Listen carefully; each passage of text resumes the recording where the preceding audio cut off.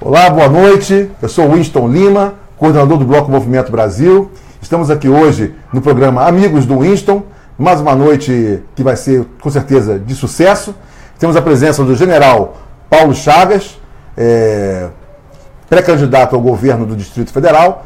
E hoje nós teremos aqui uma sequência de perguntas e eu passaria então a palavra para o general Paulo Chagas para considerações iniciais. Muito obrigado. Boa noite aos amigos do Winston, que são todos meus amigos também. Afinal com certeza. De contas, eu sou amigo do Winston também. Fazemos parte do mesmo grupo.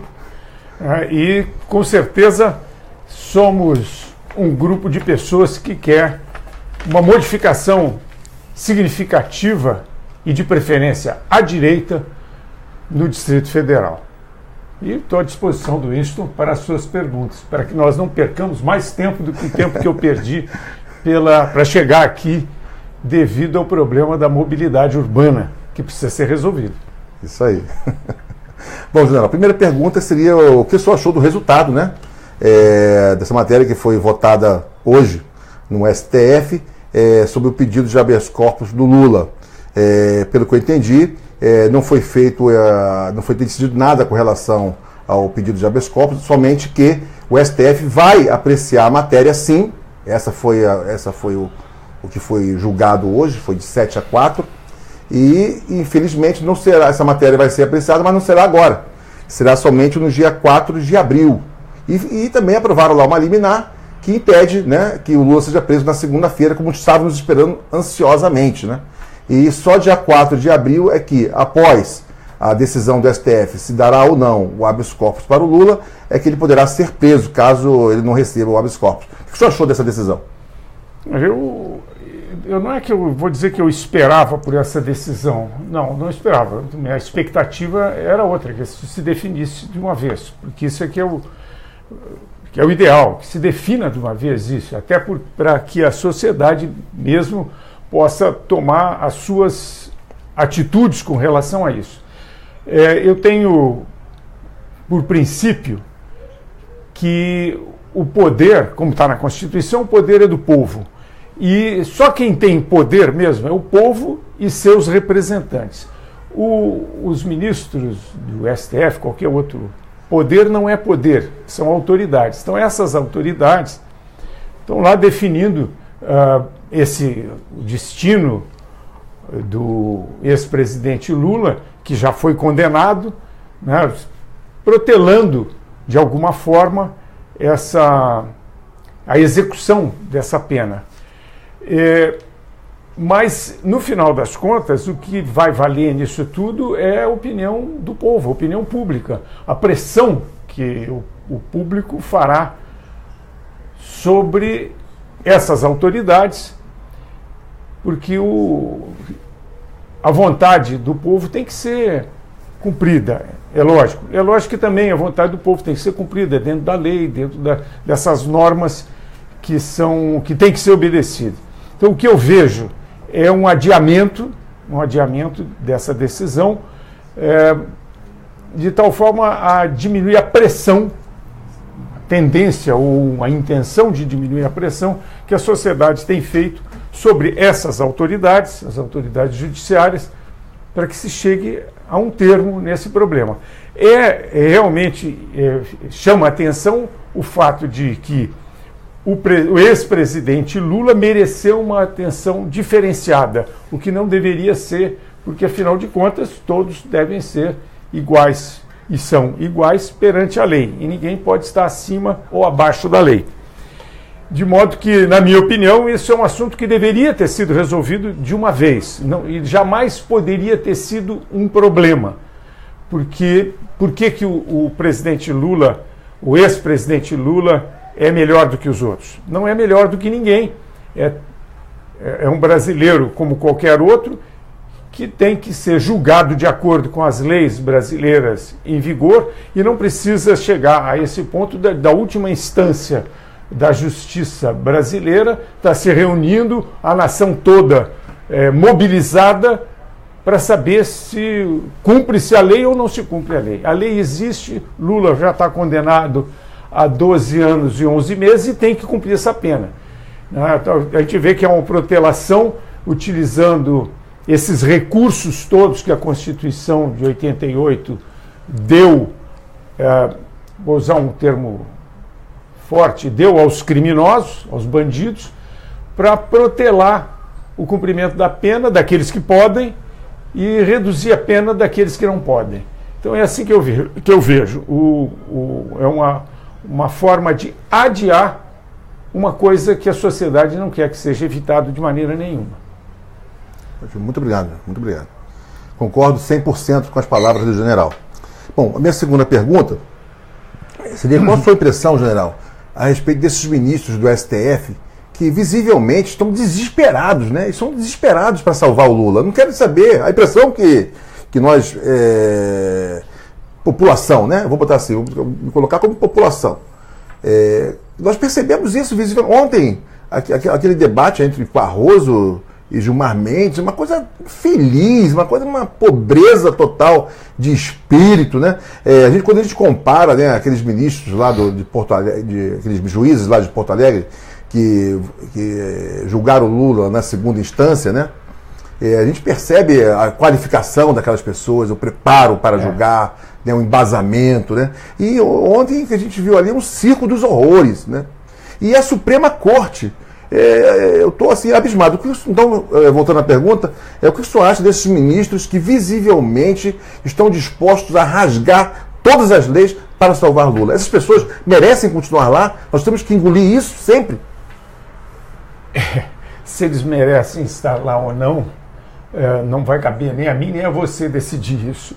Mas que eles estão lá e estão lá por direito e de acordo com a lei eles estão lá. O que eu vejo, e você fez uma comparação muito oportuna, é um problema de postura.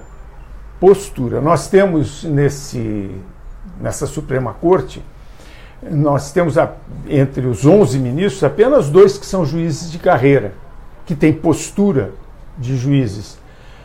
E eu não entro no mérito do pensamento ideológico ou do desvio qualquer de procedimento de algum deles em função desses compromissos ideológicos. Até não entro nesse mérito.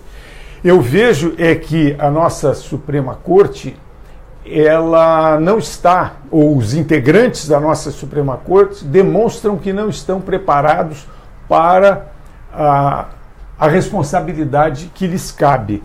Porque a Suprema Corte brasileira, hoje, por que nós vimos, a Suprema Corte sempre existe, como há muitas décadas no Brasil, e poucas vezes eu não me lembro de ter conhecimento de quem eram esses ministros, mas eles estavam lá e estavam agindo de acordo com a sua missão.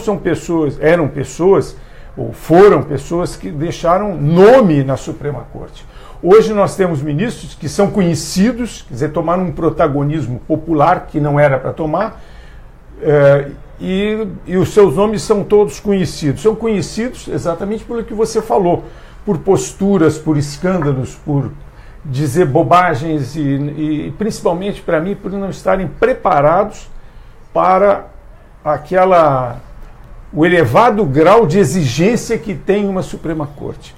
São pessoas que estão querendo aparecer, espetaculosas, e nós vemos que a Suprema Corte, como a própria presidente da Corte, Carmen Lúcia, falou, porque a Corte está se apequenando diante dos problemas, diante da sua missão.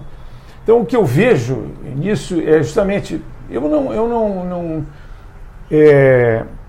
não vou chegar ao ponto de dizer que é um problema de defesa do Lula em particular, até porque isso mancha, defendeu o ex-presidente Lula, depois de todas essas evidências que tem contra ele, depois de ele ter sido julgado em primeira e segunda instância por profissionais, por desembargadores, de juízes que realmente representam os juízes, a justiça brasileira, isso certamente, nós estamos vendo isso, depõe contra a Suprema Corte. A Suprema Corte, a nossa Suprema Corte, essa composição da nossa Suprema, na minha opinião, como cidadão brasileiro, está muito aquém da responsabilidade que lhe cabe, muito aquém do prestígio que a Suprema Corte adquiriu ao longo da história do Brasil, ao longo da sua história no Brasil, né? E isso é muito triste, a gente vê, né, essas discussões, etc. Isso demonstra claramente que são pessoas despreparadas para a função que exercem. Sim. Como todos sabem, né, Lula foi condenado em primeira instância, foi condenado na segunda instância por 3-0. A defesa do Lula entrou com pedido de habeas corpus no STJ, foi negado por 5-0. Então é um criminoso já de carteirinha, não há mais dúvida que ele é um ladrão, é um bandido, né? E eu fico triste de ver aí pessoas assim tão importantes na justiça, né? Da Suprema Corte, realmente dispostas a tudo para defender esse marginal, esse criminoso. Bom, agora mudando de assunto, general, vamos falar agora um pouquinho da vereadora, do assassinato da vereadora Marielle. Nós temos observado aí na grande mídia, em especial no último programa do Fantástico, é um programa que tem uma grande repercussão aqui no país, né? Uma verdadeira campanha contra as pessoas que têm a opinião formada de que tanto os militares quanto os policiais não têm nenhuma culpa nesse assassinato da vereadora Marielle. Infelizmente, a gente teve que ver, né, assistir no Fantástico um perito quase que acusar, ele não chegou a acusar, mas foi quase, né, falando que devido aos assassinos da vereadora serem profissionais, peritos em armamento, então a chance de ser um militar ou um policial era muito grande. Ou seja, induzindo, né, manipulando a opinião pública contra os militares que estão lá no Rio de Janeiro, arriscando suas vidas para tomar de volta para o povo carioca, né, o Estado, porque hoje está nas mãos de quadrilhas, né, sejam elas de traficantes ou de milícias, né. Então, a gente fica triste, porque são veículos poderosos de comunicação e realmente fazendo um patrulhamento ideológico, um patrulhamento das pessoas que querem um Brasil livre do crime, né? E que se colocam ao lado da polícia, que, a meu ver, pelo menos, na minha opinião, são verdadeiros heróis, né? Ainda mais os policiais do Rio de Janeiro. Outro dia teve uma matéria na imprensa, lógico que não é na Globo, não é nas TVs aí de canal, emissoras de canal aberto. A gente viu aí a quantidade de homicídios de policiais, né?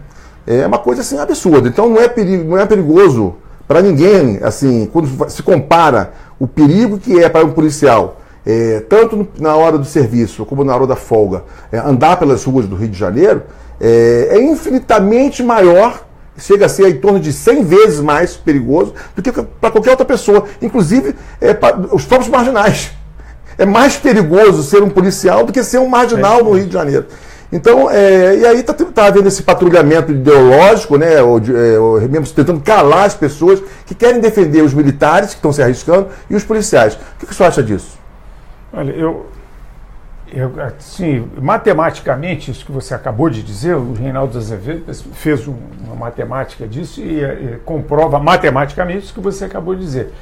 É muito mais perigoso no Rio de Janeiro ser policial do que ser qualquer outra coisa. Quem mais morre no Rio de Janeiro, proporcionalmente, são os policiais militares, os policiais de modo geral.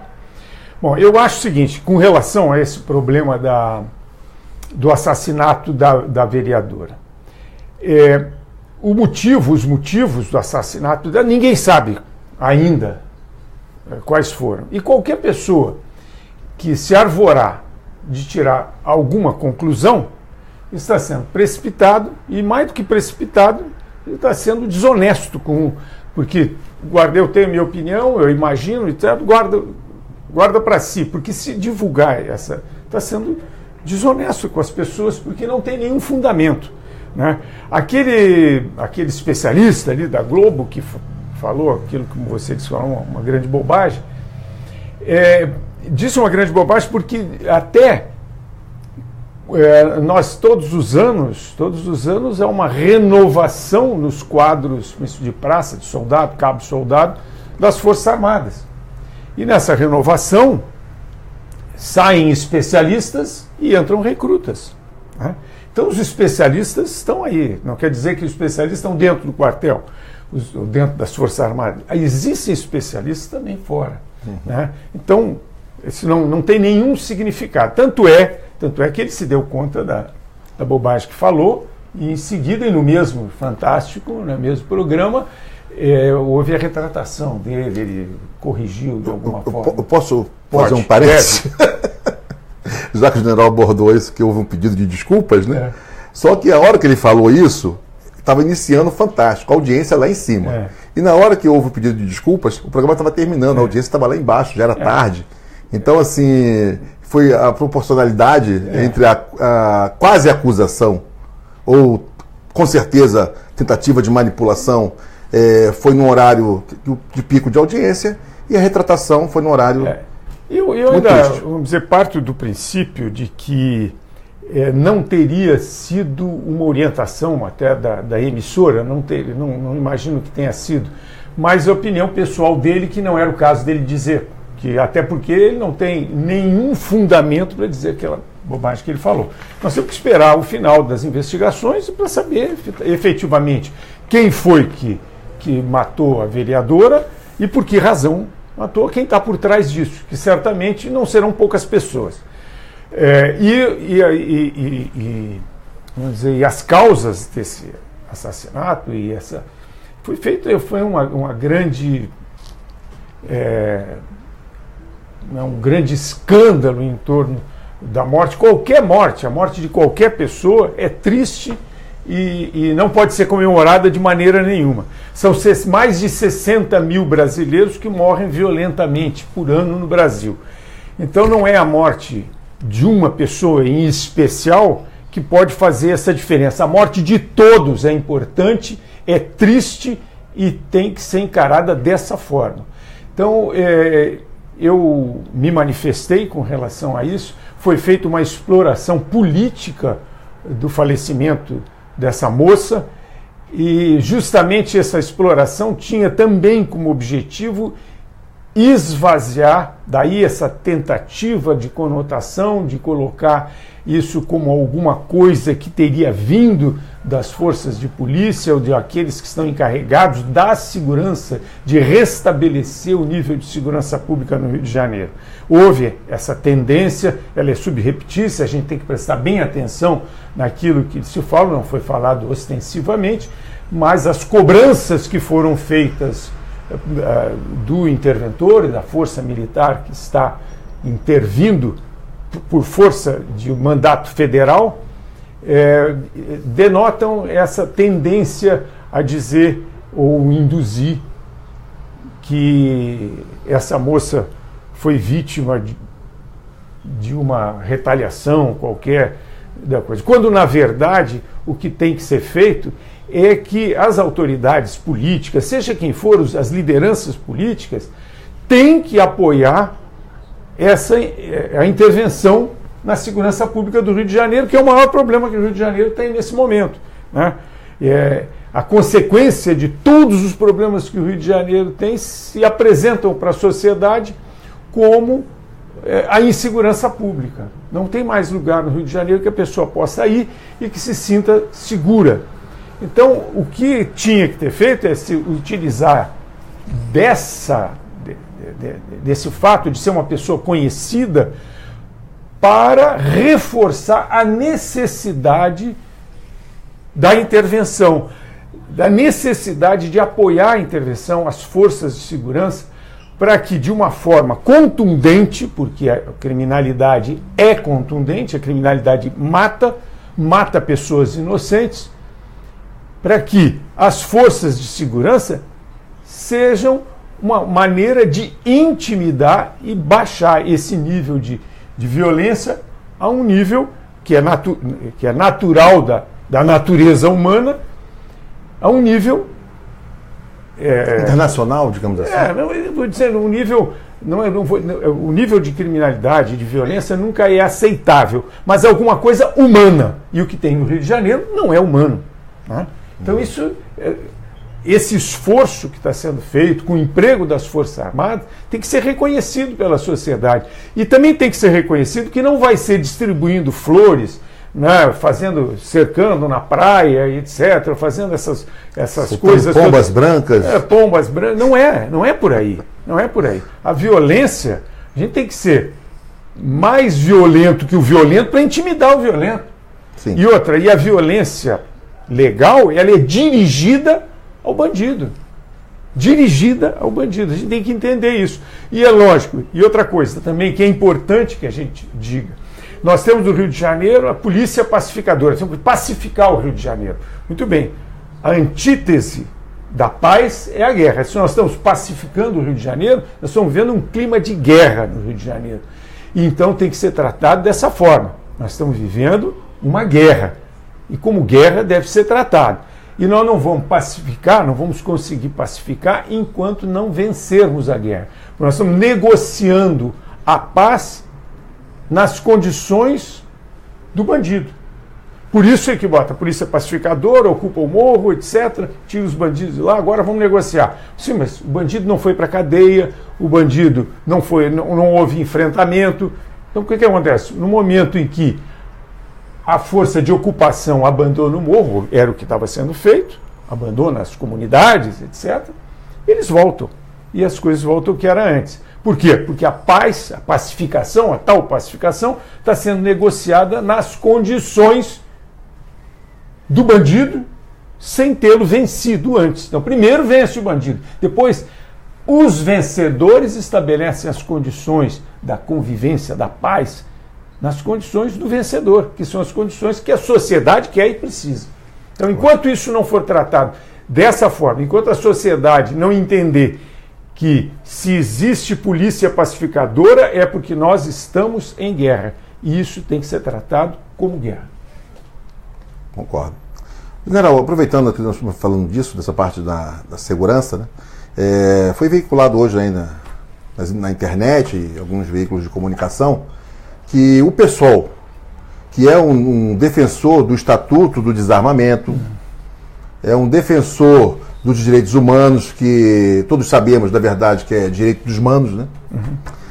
Agora, com o assassinato da vereadora Marielle, ele quer exigir que o Estado dê seguranças armados para proteger os políticos. Como é que um partido que quer desarmar a população, que tem que todos ir para o trabalho, para a escola, para o mercado, e fica exposta à pior marginalidade possível, ele quer que seja assim, defende o Estatuto do Desarmamento, mas para os políticos ele quer que o Estado ofereça segurança armada, fortemente armada. O que você acha disso? Incoerência. Completa incoerência. Além disso, para mim, principalmente, o Estatuto do Desarmamento, ele não deveria existir, no meu entendimento ele é ilegal, porque foi feita uma consulta à sociedade, e a sociedade não quis mas fizeram mesmo assim. Respeito a essa vontade da população, e foi feito esse Estatuto de Desarmamento. Essa é a primeira coisa. A segunda coisa é que o cidadão, não pode ser tirado do cidadão o direito dele se defender, da autodefesa. Eu não sou a favor de que nós vamos distribuir armamento pesado, armamento de guerra, como nós vemos nessas comunidades,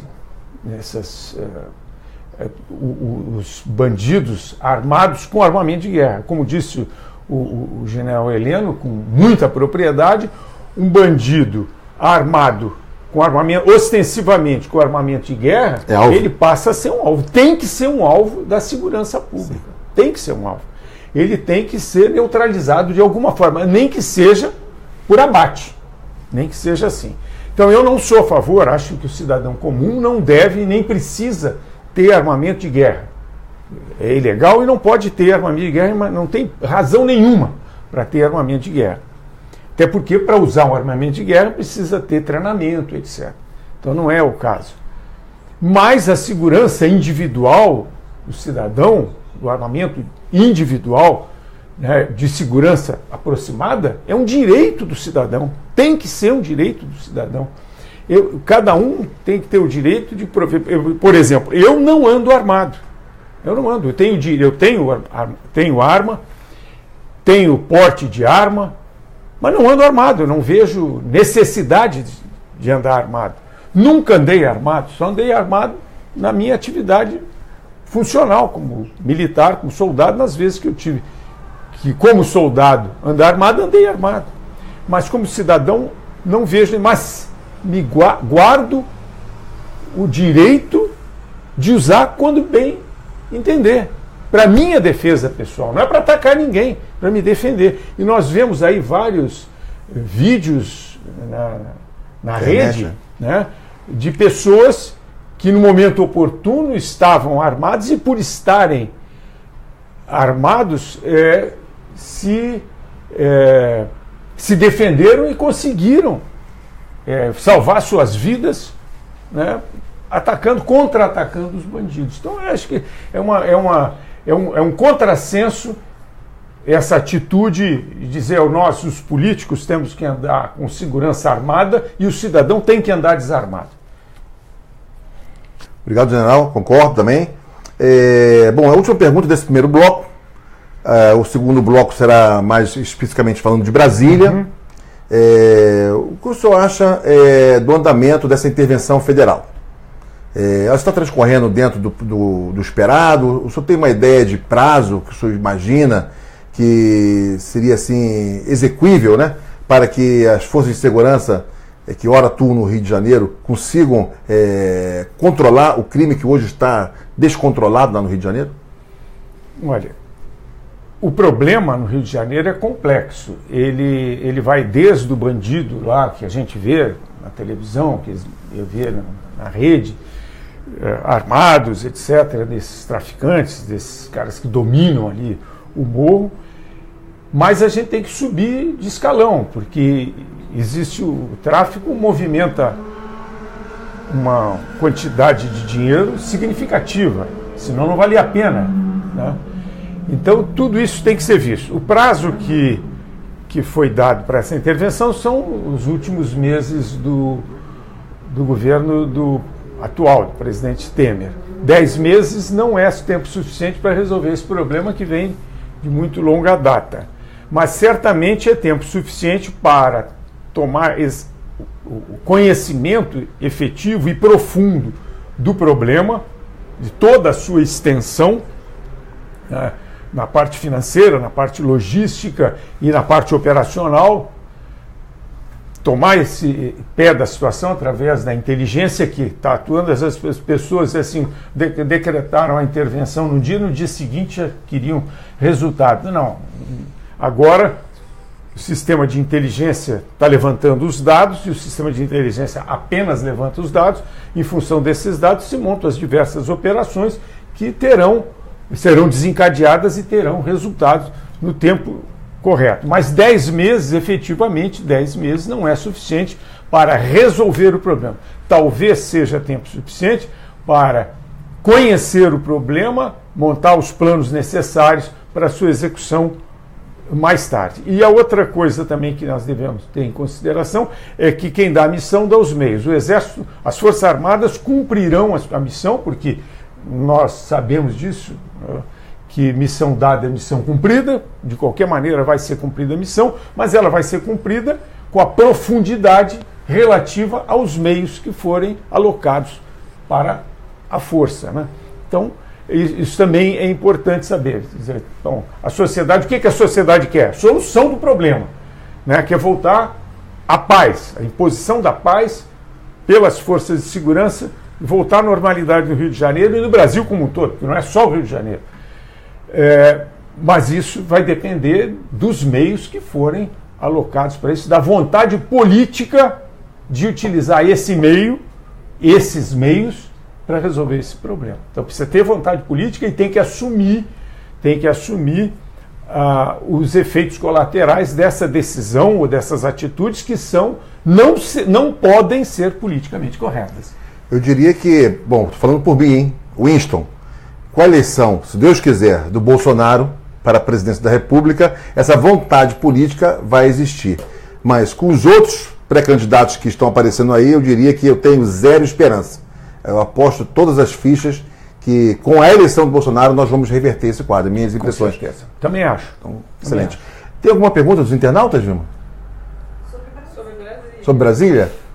Então vou entrar agora nesse bloco Brasília. Após a minha primeira pergunta, nós vamos ouvir aí as perguntas também dos nossos internautas que estão assistindo. Bom, primeira pergunta do segundo bloco. O DF, visivelmente, não precisa ser um perito, não precisa ser especialista, basta ser uma dona de casa, que às vezes o seu filho fica doente, tem que levar no hospital e não tem o retorno esperado daquela unidade de saúde. Basta ter um filho que vai para uma festinha à noite e volta de madrugada e ela não consegue dormir porque a insegurança está total, né? Basta pegar um ônibus aí que demora, às vezes, muito tempo para chegar, né? Tem uma colega minha que mora no Recanto das Emas, que ela veio aqui em Águas Claras, onde eu moro, no dia de ontem. Ela levou 2 horas. De carro você faz em 25 minutos. Ela levou 2 horas para chegar aqui em Águas Claras. Então a mobilidade está um caos, né? Então tudo que o Estado, né, infelizmente, nesses últimos 10 anos, tem a obrigação de cuidar, a gente vem observando que só vem piorando. O que o senhor acha, quais seriam, na sua visão, né, os motivos que levaram a esse declínio tão rápido? Em 10 anos nós saímos de uma posição que era invejada por todas as outras unidades da federação, né? As pessoas falavam, em qualquer estado, não, a saúde do Distrito Federal é espetacular, a educação é espetacular, segurança melhor ainda. Então todo mundo elogiava o Distrito Federal, mas nesses 10 anos nós fomos para o fundo do poço. E tem várias unidades da federação que estão fazendo um trabalho de casa e estão numa situação muito melhor do que o Distrito Federal. Por que o senhor acha que aconteceu isso com o DF? Demagogia, em primeiro lugar, demagogia de sair prometendo coisas que não estavam ao alcance dos governantes, falta de pulso de gestão para identificar os problemas, implementar soluções, não só apenas dizer qual é a solução, mas implementar efetivamente as soluções, dar as ordens necessárias para isso, tomar as providências e cobrar para que as coisas aconteçam. Nós aprendemos na vida militar que não basta você dar ordem, você tem que acompanhar a execução e cobrar o resultado, estabelecer prazos, etc. Eu acho que principalmente foi essa irresponsabilidade demagógica de sair prometendo mundos e fundos sem encarar a realidade. Além disso, a corrupção, né? A corrupção campeando, porque ela não foi só no Distrito Federal, o Brasil como um todo sofre com isso. O Brasil está quebrado financeiramente, moralmente, né? Em todos os aspectos que você for analisar, o Brasil está sofrendo. O Distrito Federal não é diferente, não está fora desse quadro. Né? Então, é assim que eu vejo. Você vê o problema eu tenho agora que, mais do que como cidadão que vive em Brasília, no momento em que eu me disponho a estudar, conhecer e apresentar responsavelmente soluções para isso, e a gente vê nas áreas que você citou, que é a saúde, né, segurança, mobilidade. A mobilidade, são 4 coisas que estão saltando aos olhos e que interferem na vida do cidadão. Então, por exemplo, no problema da saúde, a saúde, eu tenho buscado o conhecimento sobre o problema da saúde e todas as direções que eu tomo, vamos dizer, na busca de conhecer o problema do diagnóstico e da solução, esbarra em alguma coisa que as pessoas que conhecem chamam de máfia. Enquanto uma máfia, então vamos tomar outra direção e encontrar outra. Então eu vejo que é um problema cercado de interesses mafiosos, de gente que está ganhando dinheiro com isso e que não faz da saúde pública um fim, mas faz um meio para os seus interesses espúrios, porque os interesses pessoais na saúde pública são interesses espúrios. Então, eu, sinceramente, e isso também tem... se eu não for sincero, olhar para você e para todos que estão aí nos assistindo, olhar nos olhos para dizer exatamente o que eu penso, exatamente o que eu sei, exatamente o que eu sinto, eu vou deixar de ser eu mesmo. Então, nesse momento, olhando nos olhos, eu não sei qual é a solução para a saúde pública. Eu posso lhes assegurar que eu estou atrás dessa solução e vou encontrá-la, porque eu ainda não conversei com todas as pessoas que conhecem esse problema e que vão me apresentar, com certeza, uma solução para isso. No caso da segurança pública, eu já tenho o equacionamento do problema. O problema da segurança pública é estrutural. É estrutural. Nós temos uma Secretaria de Segurança Pública que não tem ascendência nenhuma sobre os órgãos de segurança pública. Nós temos que colocar isso dentro daquilo que nós, militares, conhecemos. Tem que ter uma hierarquia de comando, de controle, de integração, né? Para que a missão é uma só, é de todos e cada um faz a sua parte. Com uma coordenação, com um comando. Temos que aplicar, há que se aplicar os princípios de guerra para solucionar esse problema, para equacionar esse problema. O problema da mobilidade, eu vim agora para cá, cheguei atrasado exatamente porque estava sofrendo o problema da mobilidade. A mobilidade, Brasília não foi feita para essa quantidade de automóveis. Brasília, onde a maioria das pessoas trabalha, que é no plano piloto, o plano piloto é tombado pelo patrimônio cultural da humanidade. Então não se pode, nem se deve, nem ninguém quer que mexa. Brasília é Brasília como ela é. Eu tenho agora dados, como eu estou estudando esses problemas com o Instituto que está me ajudando nisso, o Instituto Sagres, eu tomei conhecimento, vivem no plano piloto 220 mil pessoas. E todos os dias aportam ao plano piloto, por razões diversas, 660 mil pessoas. Então, no horário de expediente, tem 880 mil pessoas no plano. São 660 mil indo de manhã e voltando à tarde. Então, tem projeto para tudo. Também já tenho conhecimento disso. Há projetos para todos. Então, há soluções pontuais para esses problemas pontuais. Mas no meu entendimento, e eu vinha justamente ao sofrer o problema pensando nele, que a solução é a mesma solução para obesidade mórbida. Se você não mudar os hábitos, não vai ter solução.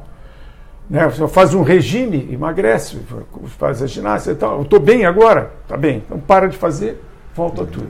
Então tem que haver mudança de hábito. Nós temos que... E isso não é fácil. A mudança de hábito. A gente vê as pessoas, eu mesmo, vou no meu carro, eu sozinho, vou todo dia, volto sozinho, etc. Quando não está chovendo, eu resolvo o problema indo na minha motocicleta. Mas nós temos que mudar os hábitos. E vamos mudar os hábitos das pessoas usarem o transporte coletivo. E o transporte coletivo é péssimo aqui em Brasília. Todo mundo diz que é péssimo. Eu não uso transporte coletivo, mas tem notícia das pessoas que usam que é péssimo. Então ele tem que ser reformulado para que ele deixe de ser péssimo e passe a ser muito bom. E que as pessoas mudem de hábito e que façam uso desse transporte de tal forma que se reduza a quantidade de carros na rua e que não aconteça o que aconteceu, que eu estava na altura do CIA, quando liguei para você, só aqui na altura do CIA, meia hora para chegar, e deu mais de meia hora, deu 40 minutos para sair do CIA e chegar aqui. Então temos que mudar de hábito, eu não vejo de outra maneira. E toda a mudança de hábito sempre é ruim. Você gosta de comer um bife, né, Eu sei disso. Então, vai ter que partir para saladinha e etc. para toda a vida. Né? Então, são essas coisas que tem que fazer. E a outra coisa que eu não gostaria de deixar de falar aqui é justamente o que nós vemos, a deterioração da nossa capital, que nós temos tanto orgulho dessa capital como cidadãos brasileiros e muito mais como cidadãos que vivem em Brasília. Então, vendo Brasília, caiu um viaduto em Brasília. A torre de TV estão lá verificando se ela não vai cair. Né? A ponte do Bragueto também estão sob suspeita. Então, quantas outras coisas? Brasília está suja, feia e envelhecida com 58 anos, com quase 58 anos. Não é possível uma cidade com 58 anos dizer que é velha. Não é possível. Isso é falta de cuidado com ela. É falta de cuidado. Então nós temos que retomar esse cuidado com a nossa capital. O orgulho de servir aqui, de servir, é a expressão que eu estou usando, isso, a nossa expressão. Servir a essa Mas capital. é nosso costume, né? A gente encara sempre assim. Nossa estamos vida aqui para foi servir. Servir. Então nós precisamos recuperar a nossa capital, recuperar a imagem dela, para que a gente sinta orgulho de andar em Brasília olhando como é bonita essa cidade. Isso que tem que ser. E essa é uma das prioridades que eu acho que qualquer governante terá que ter daqui para frente. General, todos sabemos, né? Inclusive foi feito na divulgação, foi falado na divulgação desse programa, que o senhor é pré-candidato ao governo do Distrito Federal. Então nós gostaríamos de saber assim, o que levou o senhor a assumir essa postura, tomar essa decisão. Sabemos que o senhor, por ser general, está com os seus filhos já criados, tem uma vida tranquila, né? E realmente assumir um governo de uma unidade da federação, como é aqui o Distrito Federal, é uma coisa que vai requerer do senhor uma atividade muito maior, uma dedicação muito maior, muito mais trabalho, uma carga muito maior do que o senhor vem nos últimos anos tendo, né, para tocar a sua vida. Então, por que essa decisão? Por que o senhor resolveu, então, ser pré-candidato ao governo do Distrito Federal? No momento eu sou pré-candidato a pré-candidato. Né? Porque... Exato. Pré-candidato só quando o senhor chegar lá na convenção do partido. Isso, por enquanto sou pré-candidato a pré-candidato. Mas o que me levou foi a coerência. A coerência. Eu, desde que fui para a reserva, eu passei a utilizar, quando na ativa, eu utilizava o canal de comando para me manifestar com relação aos problemas que eu identificava no Brasil, como cidadão e como soldado. É lógico que a gente não pode separar uma coisa da outra. E eu, como não podia me manifestar publicamente na ativa, e na reserva podia, eu passei a compartilhar. E se as pessoas que me acompanham veem que eu sempre coloco no início de qualquer texto meu, de qualquer manifestação, coloco caros amigos.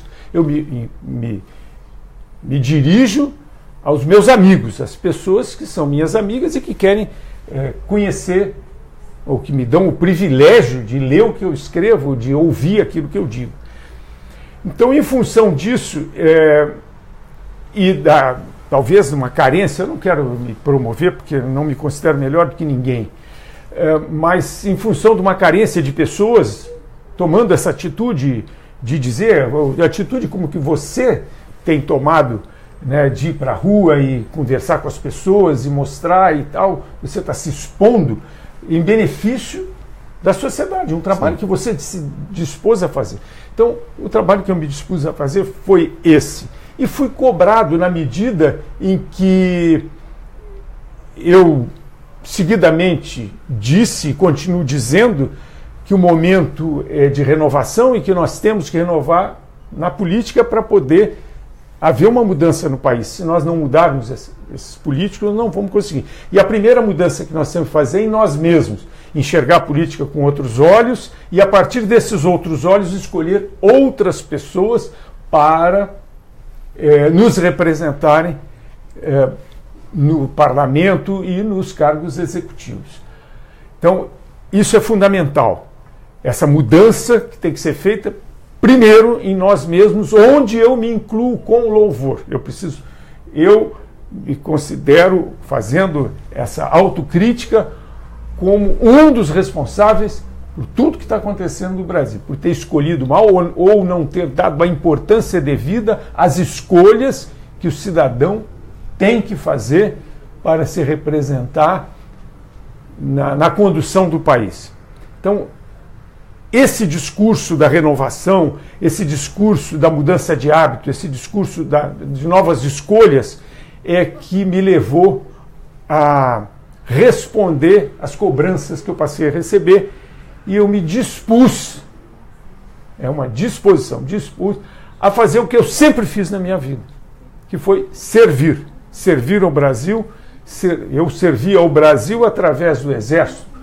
O Winston serviu ao Brasil a maior parte da sua vida através da Marinha do Brasil. Quase 40 anos, praticamente 40 anos. Servindo ao Brasil através da Marinha.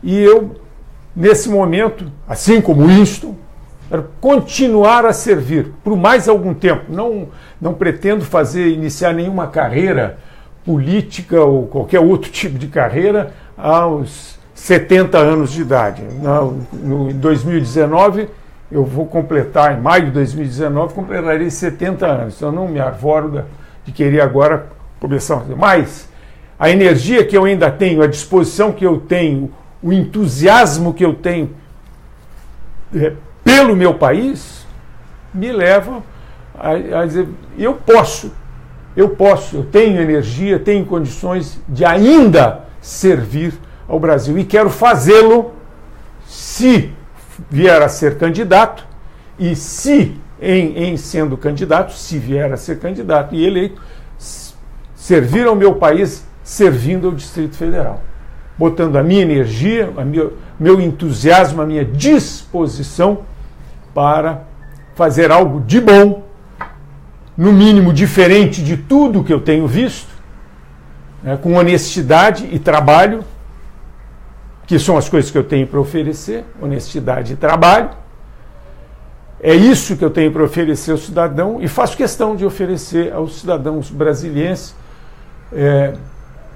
para que nós juntos, porque ninguém faz nada sozinho, juntos consigamos mudar tudo isso e fazer da nossa capital algo que nós possamos apresentar novamente ao mundo como alguma coisa que nos dê orgulho, muito orgulho. Deus é grande, vai dar certo. Bom, antes de começarmos aqui a trazer algumas perguntas dos nossos internautas, faltam apenas 10 minutos para nós encerrarmos o nosso programa, eu queria apenas fazer algumas considerações. Com relação aí à idade do general, quem achar que 70 anos já está com uma idade avançada, esqueça. O general está dando banho aí em garotos de 30 anos aí. Tá, a saúde está 100%, graças cheio de energia. Graças a Deus.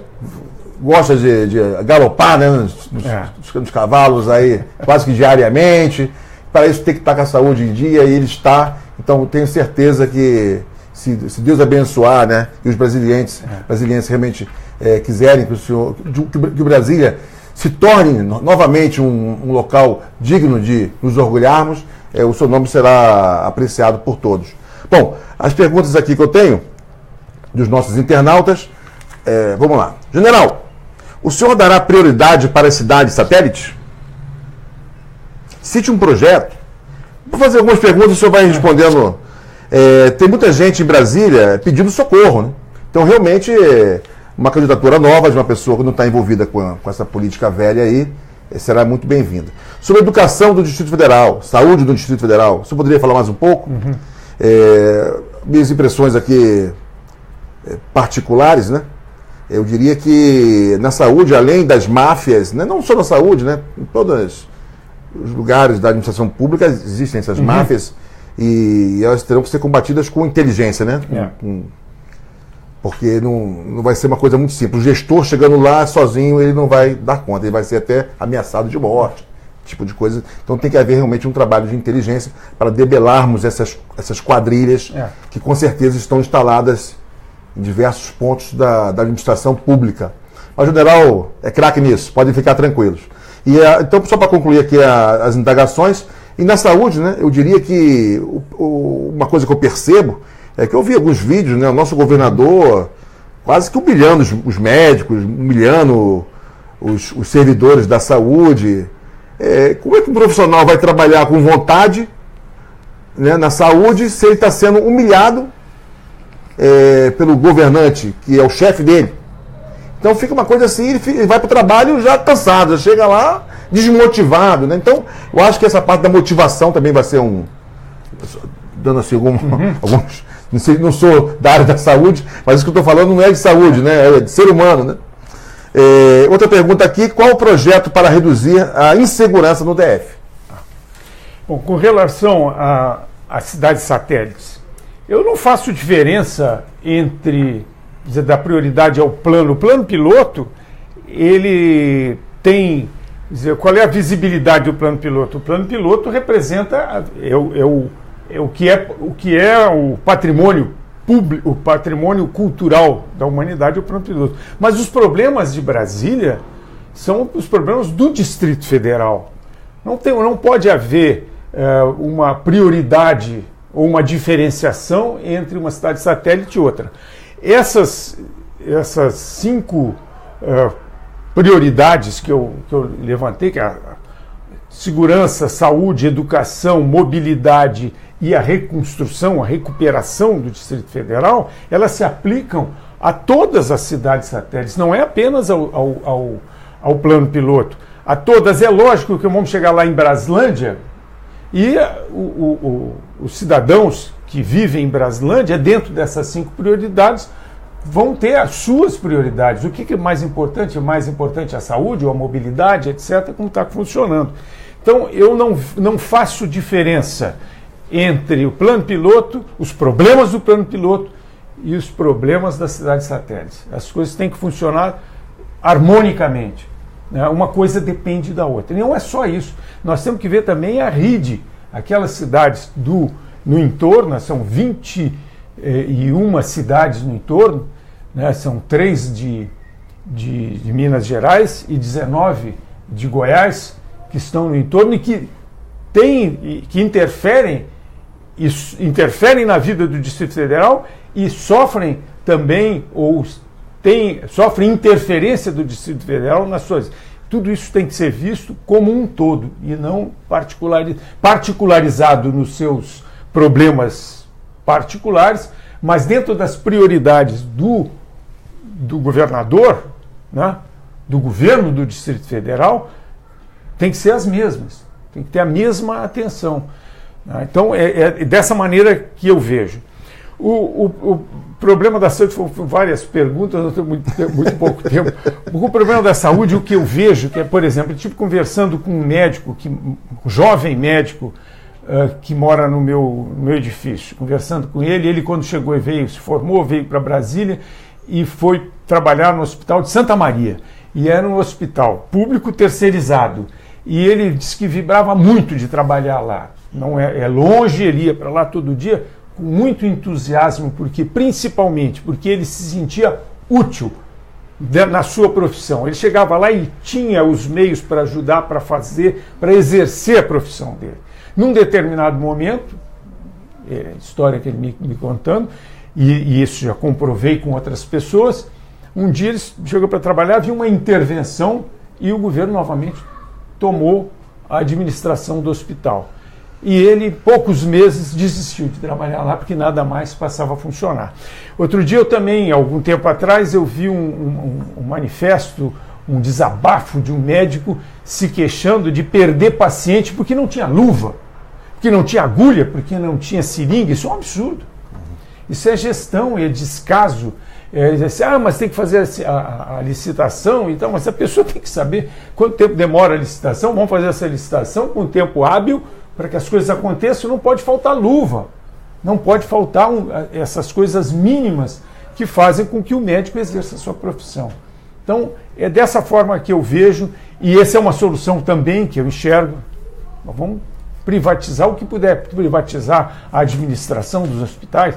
Todas essas são soluções que têm que ser vistas. Aquilo que deu certo tem que continuar dando certo. Agora o próprio governo está vendo agora no hospital de base uma nova maneira de administrar o hospital de base que tem que ser observado. Isso é uma outra coisa também que, pelo fato de eu não ser político, eu acho que eu levo vantagem. Eu não estou preocupado com a minha reeleição. Não vou Tem que tomar muito cuidado quando falar isso, né? Porque senão sou pré-candidato, não sou candidato, pré-candidato a pré-candidato. Mas eu vejo que qualquer governador, alguém que venha governar o Distrito Federal, não pode fazer pensando no... Não, eu tenho que fazer o que tem que ser feito agora, e se isso que eu tenho que fazer, que é o que eu tenho que fazer, no futuro, ao final, me der prestígio suficiente perante a sociedade para que eu continuarei. Mas isso não pode ser uma pré-condição da gestão pública. Não pode ser. Se assim está errado, e talvez seja por isso que você citou 10 anos que as coisas caíram, porque a demagogia faz isso. Eu poderia falar aqui umas 2 frases para tentar traduzir o que o senhor falou, ver se o senhor concorda com o que eu vou falar. Pela minha impressão, nós estamos decretando aqui o fim da politicagem e o início da política visando qualidade de vida para o nosso povo, né, fortalecimento do Distrito Federal, para que ele possa atender bem a sua população. Né? Eu sei que o senhor é um liberal, né, na área da economia, né? O senhor defende essa bandeira. E defende também o conservadorismo, né, a família. O senhor é contra, né, a ideologia de gênero, essa maluquice aí que querem ensinar coisas de sexo para criança de 6 anos, isso é um absurdo. Sei que o senhor é contra isso. Mas falando da parte da economia, porque eu sei que isso vai ser um assunto que vai interessar muito aos nossos telespectadores, né? Bom, com relação à parte da economia, eu percebo que se a gente alavancar a economia, é lógico, nós vamos ter muitos empregos. Porque dessas minhas caminhadas aí pelas cidades satélites, eu percebo que tem muita gente desempregada. É muita mesmo. E o emprego está realmente sendo buscado por todas essas pessoas, e as empresas não dão conta, o Estado não dá conta. O que o senhor imagina, nessa sua visão de liberalismo econômico, como o senhor poderá tratar esse assunto para que os empregos voltem, a prosperidade volte para o DF? E é lógico que isso está linkado na cobrança de impostos, né? O atual governo só fez aumentar impostos. Aquela curva de Laffer, acho que nunca ninguém falou isso para ele, né? Porque, acho que nós já falamos aqui em outros programas, se os impostos eles ultrapassam o nível, né, o percentual que a curva de Laffer estabelece, você acaba aumentando o valor do imposto, mas a arrecadação diminui. Claro, porque você trava a economia, né? Leva a economia para a informalidade. Empresas saem daquela unidade da federação, ou até mesmo do país, para outros países ou para outras unidades da federação, fugindo desses impostos absurdos. E é o que, infelizmente, o atual governador faz, mas acho que ele nem percebe a loucura que ele está fazendo. O senhor poderia falar sobre isso? Olha, a gente vê o seguinte, a economia, o papel do Estado, o Estado ele não produz nada. O governo não produz nada, ele só arrecada. Então, ele tem que criar condições para que a produtividade aumente, que aqueles que têm a intenção de investir, que se sintam motivados para isso. Então, o papel do Estado é, primeiro, aqui hoje, que a gente vê que está tudo regulamentado, desregulamentar o máximo que puder desregulamentar, para criar no investidor, no empresário, um clima favorável ao investimento, à criação de emprego e renda. Porque a arrecadação do Estado é em função da produção. Como você falou da curva de Laffer, chega uma hora que você aumentou a tal ponto o imposto que a produção cai, que o investidor não quer mais investir porque não vale a pena. Então você pode aumentar quanto quiser o imposto, porque você não vai ter arrecadação, né? Então eu vejo assim que nós temos, nesse momento, o que nós temos que fazer é desregulamentar o máximo possível. Tudo que estiver ao alcance do governo, do Estado para fazer, tem que ser feito para que o investidor invista e crie riqueza, crie empregos. E que o Estado não é capaz de fazer isso. Você falou também da economia e da informalidade. Numa situação de crise, a gente não pode coibir o cidadão de ir para a informalidade para fazer a sua sobrevivência. Eu acho que o Estado também não tem que estar preocupado em buscar o cidadão que abriu lá uma portinha na casa dele para facilitar aqueles seus vizinhos que, em vez de ter que caminhar até a padaria, que não sei onde é que é, ele vai até lá atrás e ali ele está sobrevivendo. E a sobrevivência dele vai fazer com que a economia também funcione, mesmo que seja na informalidade. Então são todas essas coisas. Nós temos que diminuir o tamanho do Estado, o tamanho do governo. O governo do Distrito Federal é enorme. Eu já estive vendo lá o organograma e não sei o quê. Tem um monte de penduricalhos que precisam ser concentrados e eliminados. Aqueles que não precisam, que não têm utilidade, têm que ser eliminados para diminuir o tamanho do Estado, ele ser mais barato do que ele é. Ele custa muito caro, então tem que diminuir. O caminho é esse, não tem novidade com relação a isso. Nós sabemos aí dos milhares e milhares e milhares de cargos comissionados, né, que existem no DF. Sua intenção é dar um corte aí grande, de pelo menos de 50%? Eu não vou falar em percentual, porque senão eu vou estar fazendo mais do mesmo. Né? Se eu vou fazer em 100 dias, vou fazer isso, fazer aquilo, ou vou reduzir a passagem para R$1, essas coisas eu não vou falar, porque senão eu vou ser mais do mesmo, não vou dizer isso. Mas eu tenho a intenção, assim, onde é que eu posso cortar? No cargo comissionado. Eu não posso pegar um cidadão que fez concurso público e dizer que agora você não trabalha mais. Está dizendo, não pode.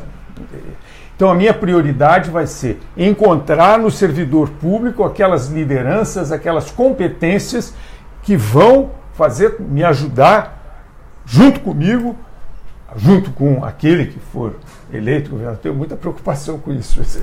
Tem que ter essa preocupação. Né? Temos que ter. Porque esses é que nós temos que resgatar a imagem do servidor público. Porque o nome dele está dizendo, é servidor público. Ele está ali, recebe o seu salário para servir. E tem que servir. Então a minha ideia é utilizar prioritariamente o servidor público. E naquelas funções que eu não puder, aí sim nós vamos utilizá-lo. Muito obrigado. General, eu tenho aqui um monte de perguntas que chegou para mim. Não tem condições, né? Nós já estamos estourando o nosso tempo de 1 hora. Eu vou, se o senhor me permitir, convidar o senhor para voltar uma próxima vez. Daqui a algumas semanas eu farei contato, porque tem muitas perguntas, infelizmente, meus amigos, que a gente não vai conseguir responder hoje, né? Tem perguntas aqui sobre a Constituição, que os militares deveriam fazer valer a Constituição, mas eu acho que as respostas para esse tipo de pergunta são longas e complexas. Vamos deixar para o próximo programa, né? Tem perguntas também com relação aí às cidades satélites. Mas bom, chegou um aqui, só um segundo. Temos que diminuir o poder da GFIS. Eu acho que, com certeza. Bom, general, eu acho que para a gente finalizar o nosso programa de hoje, considerações finais, né, que o senhor teria aqui para a nossa audiência, né, com relação a levantar, né, um pouco a vontade, né, do nosso telespectador, né, de lutar, né, de levantar a cabeça, achar que tem solução, porque existem, né, pessoas que querem botar o Brasil, o Distrito Federal, no trilho, no caminho certo. Infelizmente, a política atrai muita gente que não presta, né? Por isso nós estamos como nós estamos. Mas agora, eu acho que essa onda do conservadorismo, ela está vindo para que a gente possa retomar os estados, né, o país, para as mãos do povo. Porque o que fizeram nesses últimos 30 anos foi enfraquecer cada vez mais a família, né, fortalecer cada vez mais o Estado. E aí a gente chegou nessa condição, porque, como o senhor falou, né, o Estado ele não é um gestor de qualidade. Ele acaba desperdiçando muita coisa, investindo mal. São milhares de obras que foram iniciadas e que não terminaram, dinheiro jogado fora. E as famílias, pessoas que têm iniciativa, que poderiam abrir empresas, não têm os recursos necessários para fazer isso. Por isso nós estamos nessa situação, né? Você tem algumas palavras para a gente fechar o nosso programa de hoje? Você iniciou falando do conservadorismo. Eu já fui perguntado, e eu acho que isso aqui é importante para a gente dizer aqui no final. Já me perguntaram, porque todas as pessoas que me conhecem sabem da minha simpatia pela monarquia. Eu sou monarquista por causa da tradição. E a monarquia no Brasil foi um tempo em que nós tivemos essa forma de governo. A monarquia foi um sucesso. Né? A Marinha do Brasil era a terceira do mundo. Sim. O Brasil, o Brasil é uma das maiores do mundo naquela... No segundo, né, reinado.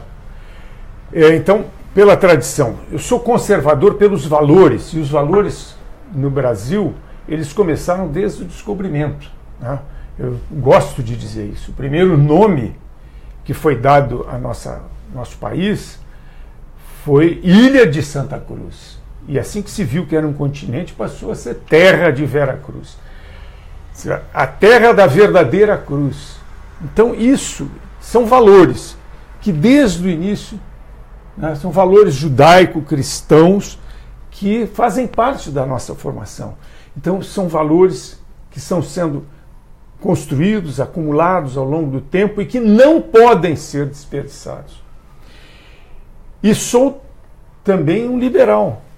Eu tenho liberal por quê? Porque nós temos que acreditar em nós mesmos. O cidadão tem que entender que ele é capaz de fazer por ele muito mais do que o governo. Sempre fará mais por si do que o governo. O governo tem que criar condições para que o cidadão possa fazer por si mesmo e não dependa mais. Quanto menos ele depender do governo, melhor para o país como um todo. Então, eu acho que essa que tem que ser a nossa visão, porque é a visão. Se cada um dos brasileiros olhar para dentro de si, e ele vai enxergar isso que eu estou dizendo. Porque, principalmente, nós temos que ser realistas, ter o pé no chão para entender quem nós somos e o que nós precisamos. E, em função disso, nós vamos nos modificar.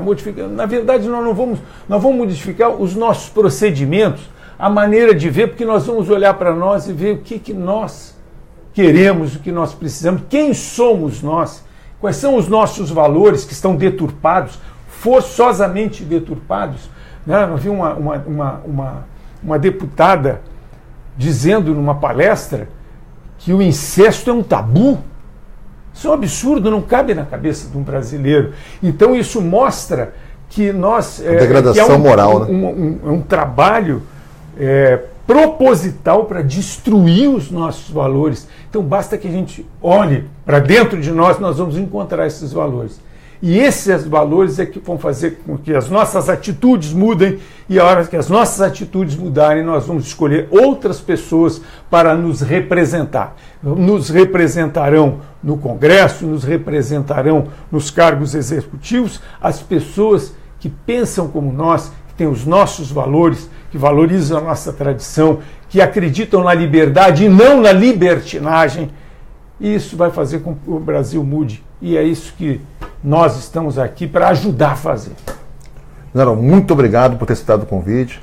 General Paulo Chagas é pré-candidato ao governo do Distrito Federal, ele está afiliado ao PRP, e nós teremos no próximo programa, na próxima quinta-feira, nesse horário das 19 horas às 20 horas, a presença do senhor Adalberto Monteiro.